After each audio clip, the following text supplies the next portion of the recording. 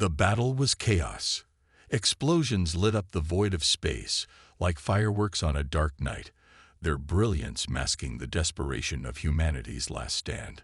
Lieutenant Cal Voss gripped the controls of his damaged fighter craft, sweat dripping down his face as alarms blared around him. His ship groaned under the strain, its hull battered by enemy fire from an alien armada that had seemingly appeared out of nowhere. Humanity's fleet was losing, badly. Cal glanced at his navigation screen. A jagged red line marked his escape route, but it wasn't looking good.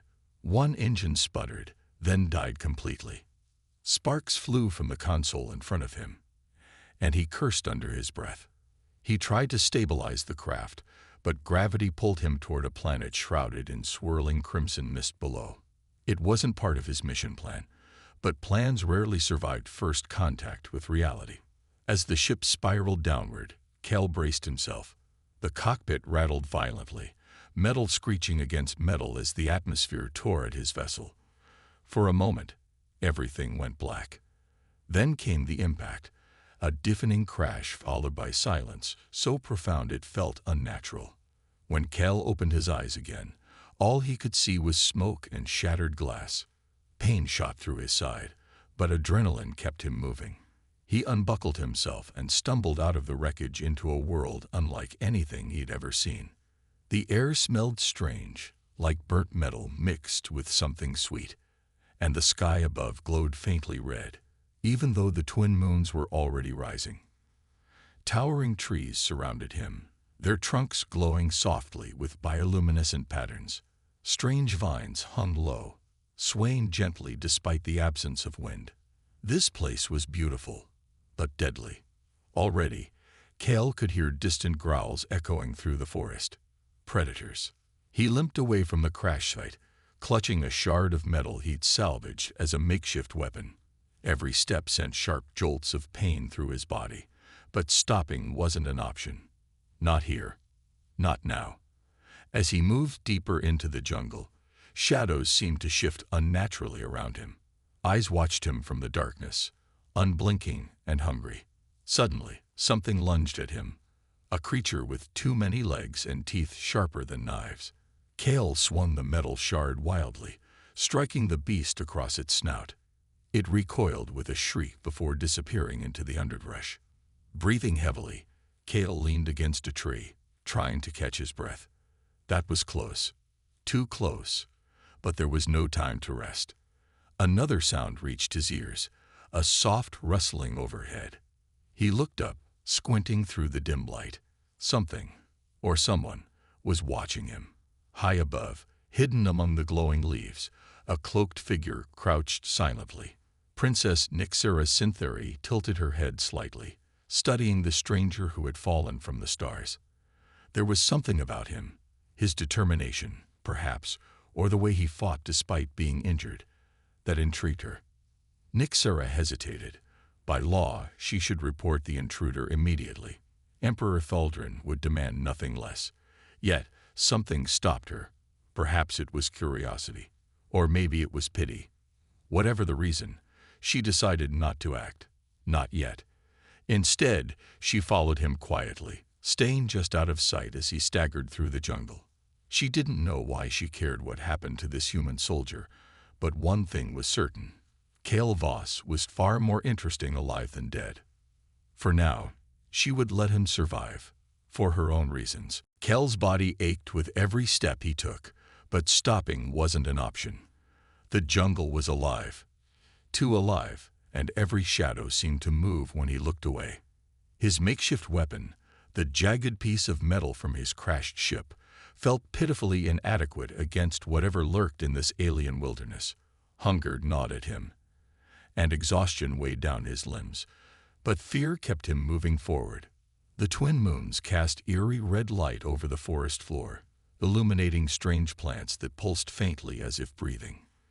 Cal stumbled into a clearing where a crystalline spring bubbled quietly, its surface shimmering like liquid silver under the dim glow. He dropped to his knees, cupping the cool water in his hands and drinking deeply. It tasted oddly sweet, almost metallic, but it revived him slightly. For the first time since the crash, he allowed himself a moment of rest. As he sat by the spring, leaning against a moss-covered rock, his eyelids grew heavy. Sleep pulled at him like a tide, but just before he drifted off, a sound snapped him awake, a soft rustle nearby. Cale grabbed his shard of metal and scanned the darkness. At first, he saw nothing. Then a figure emerged from the shadows. It was humanoid, cloaked in dark fabric that blended seamlessly with the forest. Its face was hidden beneath a hood, but its movements were deliberate and cautious. Cale tightened his grip on his weapon, his voice hoarse as he demanded, "Who are you?" The figure didn't answer. Instead, it knelt beside him and gestured toward his injured side. Blood had soaked through his torn flight suit, and the wound throbbed painfully. Cale hesitated, unsure whether to trust this stranger. But something about their presence felt different. Not hostile, exactly, but not entirely friendly either. Without waiting for permission, the figure reached into a pouch at its side and pulled out a small clay jar. Inside was a glowing green paste that smelled faintly of mint and something sharper, like citrus. The stranger applied it gently to Cale's wound, ignoring his flinch of pain. The paste tingled at first, then began to numb the area, easing the ache significantly. Cale watched warily as the figure worked. Whoever, or whatever, they were, they clearly knew what they were doing. When the treatment was finished, the stranger stood and stepped back, vanishing into the trees without a word. Cale called after them, but there was no response. Only silence greeted him, broken occasionally by the distant calls of unseen creatures. Over the next few days, the mysterious figure returned intermittently, always appearing unexpectedly and leaving just as quickly. They brought food, strange fruits that tasted sweeter than anything Cale had ever eaten, and more of the glowing paste to tend to his injuries. Each time, they communicated only through gestures or crude symbols scratched into tree bark, arrows pointing directions, sketches of animals to warn him of danger, and simple shapes representing things like water or shelter. Despite their efforts to help, Cale remained suspicious. This person, this asterisk being asterisk, was clearly intelligent, yet they refused to speak or reveal themselves fully. Were they testing him, watching him for some unknown purpose, or worse, preparing to hand him over to whatever authority ruled this planet? One evening, as Cale rested near the spring, he noticed something odd. The figure had left behind a scrap of fabric caught on a thorny bush. It was part of their cloak, and when Cale examined it closely, he saw intricate patterns woven into the material, symbols unlike anything human. Whatever this person was, they weren't ordinary. And as much as Cale wanted to believe they were helping him out of kindness, he couldn't shake the feeling that there was more to their story. Still, survival depended on trust, even tentative trust. So when the figure reappeared later that night, Cale nodded once, acknowledging their presence. The figure paused, tilting their head slightly as if surprised, then disappeared again into the shadows.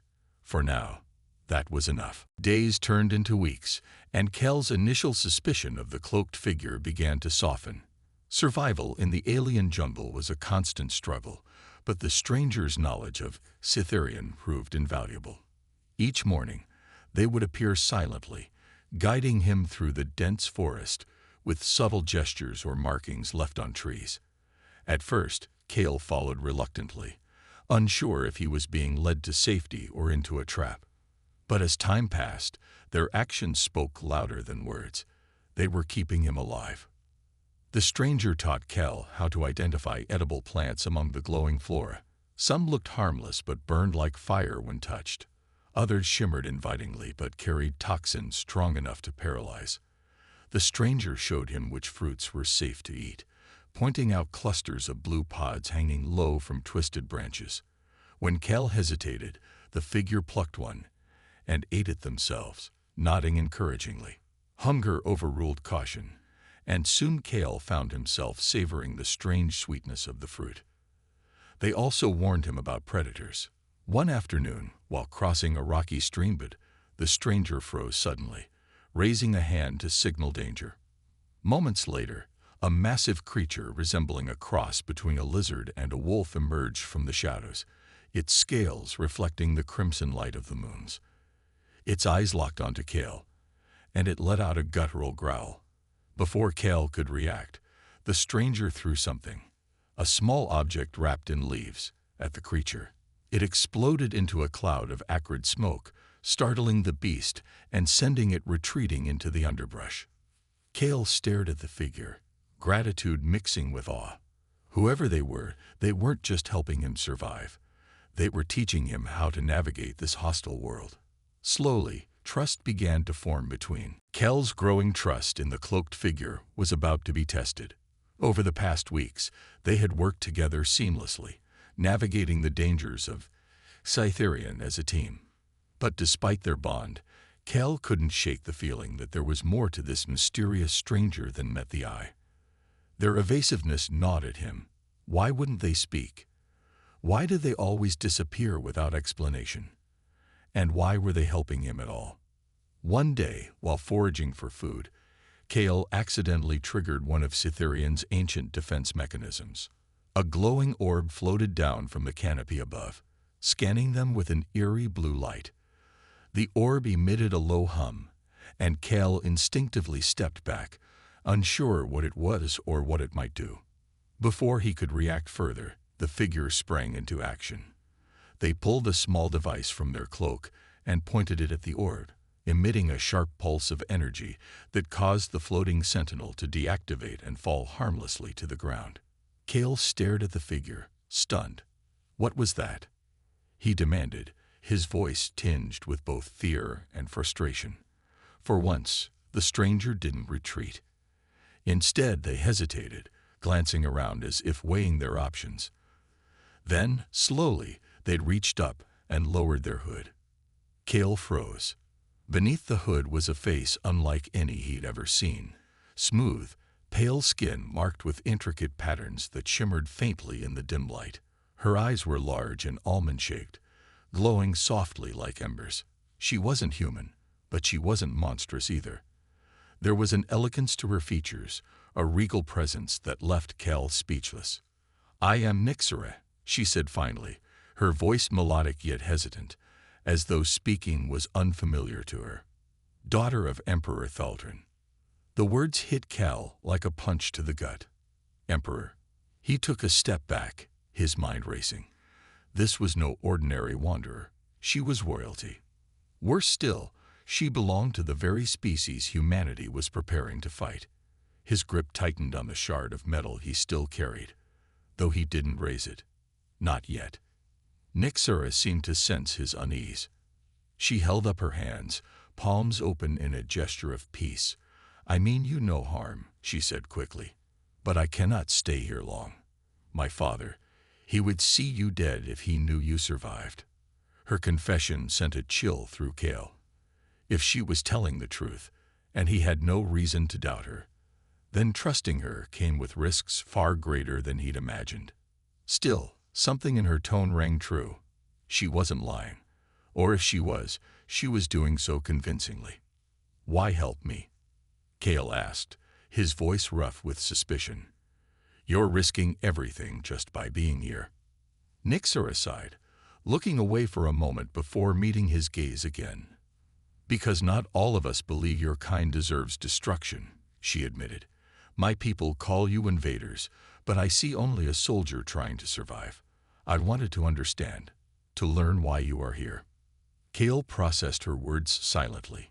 Her honesty was disarming, but it didn't erase the danger they were in. If her father discovered her actions, she'd be punished severely. Yet here she stood, choosing to protect him rather than turn him over to her own kind. Over the next few days, Nyxera revealed fragments of her world. Scytherian was ruled by a militaristic regime obsessed with purity and isolation. Her father viewed outsiders as threats to their way of life, and any sign of weakness, even compassion, was seen as betrayal. Despite this, Nyxera had always questioned the Empire's xenophobia. Meeting Kale had only strengthened her doubts. As they continued their journey deeper into the jungle, Kale found himself torn between gratitude and caution. Nixara had saved his life multiple times, but her secrets made him uneasy. Could he truly trust her, or was she simply buying time until her loyalty to her people outweighed her sympathy for him? For now, answers eluded him. But one thing was certain: Nixara Syntheri was far more than she appeared, and her choices would shape the fate of both their worlds. The uneasy alliance between Kale and Nixara grew more strained with each passing day. Though they had begun to trust one another, the weight of their circumstances loomed heavily over them. Kale knew that staying on Cytherian was a death sentence. Every moment they delayed meant greater risk of discovery. Nixara, too, felt the pressure mounting. Her absence from the capital would not go unnoticed for much longer, and her father's spies were everywhere. One evening, as they rested beneath the shelter of a massive glowing tree, Nixara suddenly stiffened. She held up a hand, signaling silence. Kale froze, listening intently. At first, he heard nothing but the rustling leaves and distant calls of nocturnal creatures. Then, faintly, came the sound of boots crunching through underbrush, too rhythmic to be an animal. Soldiers. Nixara's eyes widened in alarm. "They found us," she whispered urgently. "We must move. Now." Kale grabbed his makeshift weapon and followed her as she darted through the forest, moving with practiced stealth. They wove between trees and crouched low to avoid detection, but the soldiers were closing in fast. The beams of energy lanterns cut through the darkness, illuminating patches of the jungle floor. Shouts echoed around them, sharp and commanding in a language Kale couldn't understand. "They're searching for you," Nixara said grimly as they paused behind a cluster of thick vines. "My father has declared you a priority target." Kale clenched his jaw. "Then we need to get out of here. Where can we go?" Nixara hesitated, her expression conflicted. Finally, she spoke. "There's a place, the Shadow Peaks. It's remote, treacherous, and nearly impossible to reach. But if we make it there, you might stand a chance." Without waiting for his response, she took off again, leading him deeper into the wilderness. The terrain grew harsher. Steep inclines, jagged rocks, and rivers swollen with rainwater blocked their path. Still, they pressed on, driven by desperation. Behind them, the sounds of pursuit grew louder. The soldiers were relentless, their numbers overwhelming. At one point, they stumbled upon a narrow ravine spanned by a rickety rope bridge swaying precariously above a chasm. Nixara crossed first, urging Kale to hurry. Just as he reached the halfway point, a bolt of energy shot past him, striking the ropes. The bridge began to collapse. Kale leaped forward, barely grabbing onto solid ground as the structure fell into the abyss below. Panting, he turned to see several soldiers emerging from the trees, weapons raised. Nixara stepped in front of him protectively, pulling out the device she'd used earlier to disable the Sentinel drone. With a swift motion, she activated it, releasing a pulse of energy that knocked the soldiers off their feet. Seizing the opportunity, she grabbed Kale's arm and pulled him onward. Their journey became even more perilous as they ascended higher into the mountains. Acidic storms swept through the peaks, forcing them to take shelter in shallow caves. Food became scarce, and exhaustion gnawed at them both. Yet, despite the hardships, Nixara refused to give up. She sacrificed everything for Kale, even her skimmer, which she abandoned after using it to save him from a collapsing cave system. "I don't understand," Kale said during one rare moment of rest. "Why are you doing this? You're risking your life for me." Nixara looked at him, her glowing eyes filled with determination. "Because I believe in something better," she replied softly. "If I can save you, maybe I can change things, not just for you, but for my people too." Her words struck a chord deep within Kale. For the first time, he realized that Nixara wasn't just helping him survive. She was fighting for a future where peace might be possible. And though the road ahead was uncertain, he vowed silently to honor her sacrifice. As they finally reached the base of the Shadow Peaks, The sounds of pursuit faded into the distance, but Kale knew their trials were far from over. Ahead lay unknown dangers, and decisions that would test them both to their limits. The shadow peaks loomed before them like jagged teeth, cutting into the crimson sky. The air grew colder as Kale and Nyxora climbed higher, their breaths forming misty clouds in the thin atmosphere. Every step was a battle against exhaustion, but neither dared to slow down. They had reached the mountains, but safety was still far from guaranteed. As they ascended, the landscape became increasingly hostile. Acidic pools bubbled ominously along narrow paths, and sudden gusts of wind threatened to knock them off precarious ledges. Yet the most dangerous obstacles weren't natural. They were ancient traps left behind by whatever civilization once inhabited this region. Glowing runes etched into stone pillars pulsed faintly, hinting at dormant defenses ready to awaken at the slightest provocation. Kale glanced at Nyxora, who moved with unwavering focus despite her obvious fatigue. Her regal bearing hadn't faltered, even after weeks of hardship. He admired her strength but couldn't help feeling guilt gnaw at him. She had sacrificed so much, her title, her freedom, perhaps even her life, for someone she barely knew. "Why are you doing all this?" he asked suddenly, breaking the silence. "You've already risked everything. Why keep going?" Nyxora paused, turning to face him. Her glowing eyes softened slightly, though her expression remained resolute. "Because I believe in hope," she said simply. "If we can find a way to bridge our worlds, if I can show my people that humans aren't monsters, then maybe there's a chance for peace.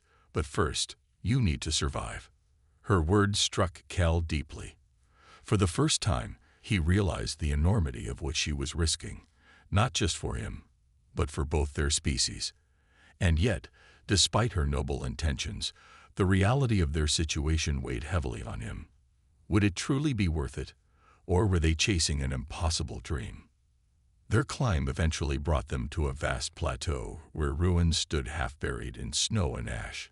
Towering obelisks jutted out of the ground, their surfaces covered in intricate carvings that shimmered faintly under the twin moons' light. At the center of the plateau rose a massive structure, a pyramid-like edifice made of black stone, its peak crowned with a pulsating crystal orb. This was their destination. Nyxora approached the entrance cautiously, studying the symbols etched into the doorframe. After a moment, she pressed her palm against a glowing panel. The ground trembled as the massive doors slid open with a low groan, revealing a dark passageway within. Inside, the air hummed with latent energy, and walls lined with glowing glyphs illuminated their path. They ventured deeper until they reached the heart of the structure, a chamber dominated by a colossal obelisk suspended in midair. It radiated waves of energy, creating ripples in the very fabric of space around it. Cal recognized it immediately. It was advanced beyond anything humanity had ever created. If he could activate it, he might be able to send a signal strong enough to reach his fleet. Using fragments of knowledge Nyxora shared about Cytherian's technology, Cal worked tirelessly to decipher the controls surrounding the obelisk. Hours passed as he adjusted dials, aligned symbols, and input sequences based on patterns he observed. Finally, with a deafening hum, the obelisk came to life, sending a beam of light shooting skyward.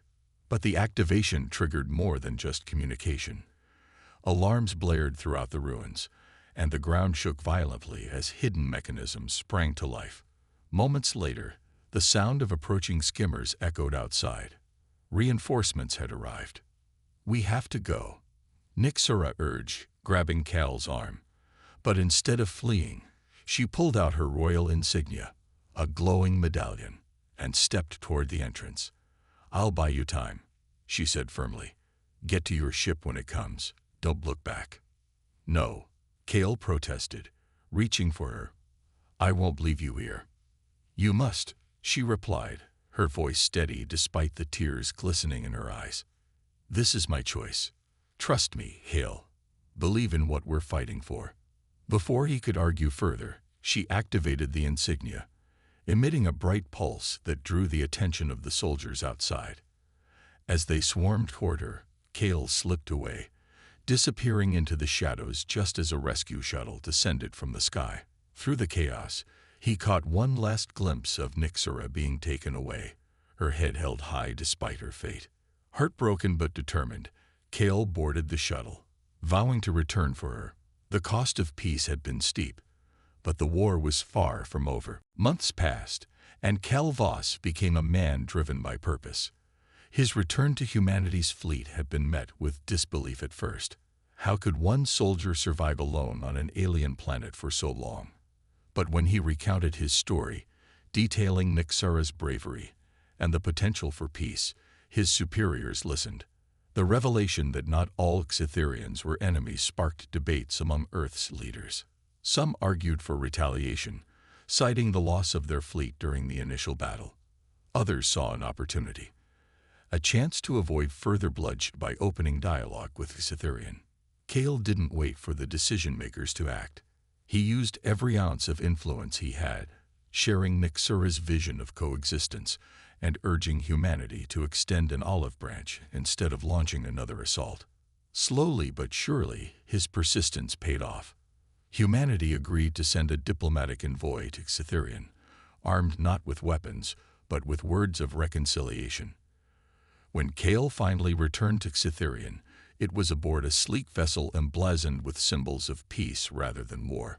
The sight of the crimson jungle filled him with mixed emotions, hope, fear, and determination all swirling together. As the shuttle descended toward the capital city, its towering spires glinting under the twin moon's glow, Kale felt a knot tighten in his stomach. Would Emperor Thaldrin even agree to meet? And if he did, what would become of Nyxera? The delegation was greeted cautiously by Xitherian officials, their expressions unreadable beneath ceremonial masks.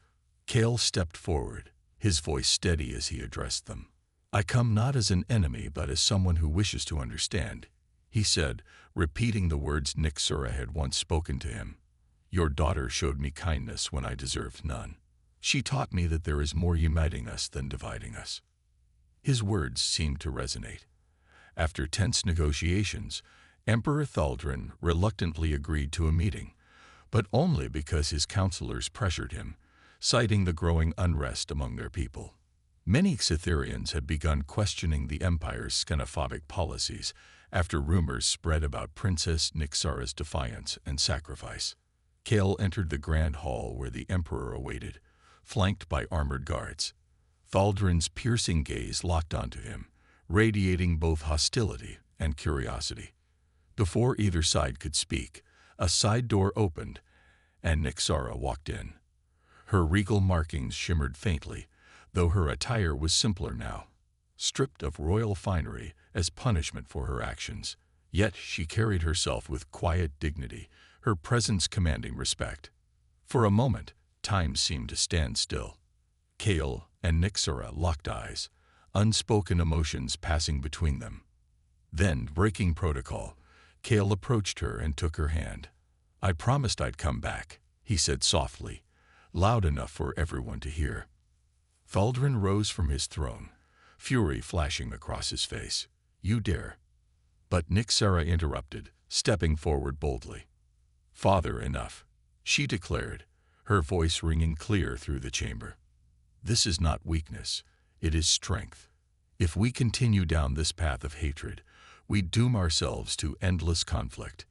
Is that truly what you want for our people?" Her words struck a chord.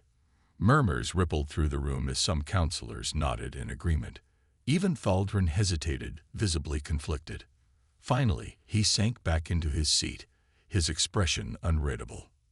Though no formal treaty was signed that day, the seeds of change had been planted. In the weeks that followed, tentative discussions began between humans and Xitherians. Bridges were built, not just between worlds but between hearts. On the evening of their final meeting, Kale and Nyxera stood together on a balcony overlooking the glowing jungle. The twin moons bathed them in soft light as they gazed out at the horizon. "We've taken the first step," Nyxera said, squeezing his hand. "Now, let's see where it leads." Kale smiled, hope blossoming within him. Whatever challenges lay ahead, they would face them together.